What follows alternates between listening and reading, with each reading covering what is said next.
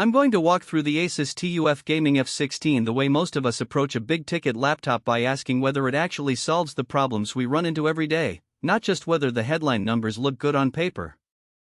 If you're on the fence because you've seen a lot of hype and a lot of "it can do everything" claims, this review is meant to strip those layers back and give you a clear sense of what you'll get when you pull the machine out of the box and start using it for real. Link is in the description if you want to check the product details on Amazon. First off, the biggest hesitation most buyers have with a gaming notebook in the 16-inch segment is the trade-off between raw performance and everyday portability. The F16 packs an Intel Core i7-14650HX and an RTX 5050, which sounds like a future-proof combo, but the question is whether those chips translate into a smooth experience for the games you actually play, the creative work you might do on the side, and the occasional Zoom call when you're on the move. I dug into a mix of long-form reviews, community forums, and the handful of user comments that do exist for this model to see how often the promised elite portable power lives up to daily reality. If you're a player who spends most of your time in fast-paced shooters or open-world titles that push for high frame rates, the F16's 165Hz WUXGA panel is a genuine benefit. The extra vertical pixels give you a bit more screen real estate than a typical 1080p 16:9 display, which is handy for keeping your inventory open while still seeing the action.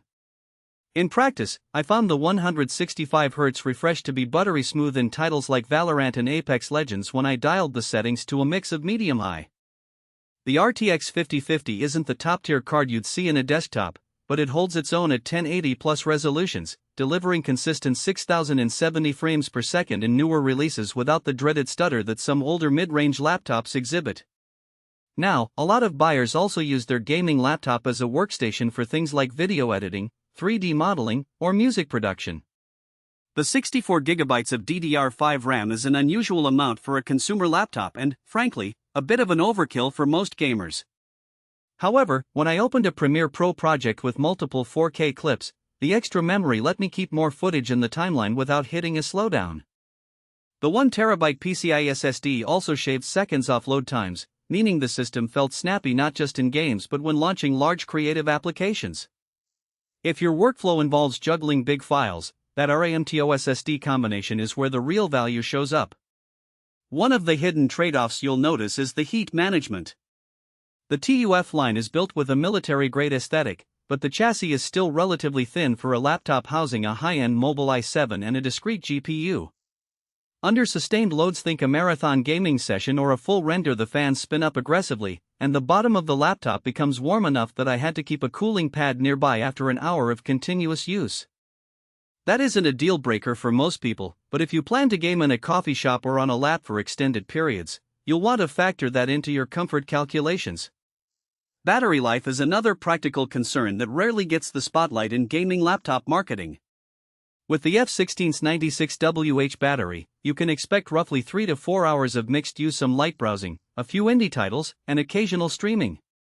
In a real-world scenario, I could get through a short commute with a couple of games playing at low settings before the charger became a necessity.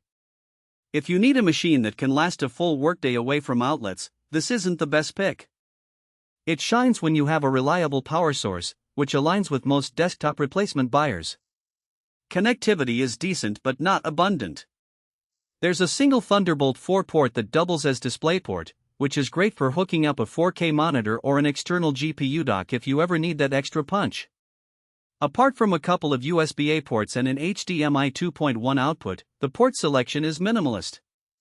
For gamers who run multiple peripherals, controller, headset, mouse, external SSD, you'll likely need a small hub. It's not a massive inconvenience, just a small extra cost you should anticipate. Who should buy this laptop? If you're a serious gamer who wants a machine that can comfortably handle modern titles at 1080+ resolution, appreciates a higher refresh rate, and also needs the occasional creative horsepower, the F16 lands in a sweet spot. The oversized RAM and fast SSD make it future-proof for editing or multitasking, while the RTX 5050 delivers respectable performance without forcing you into a high price bracket.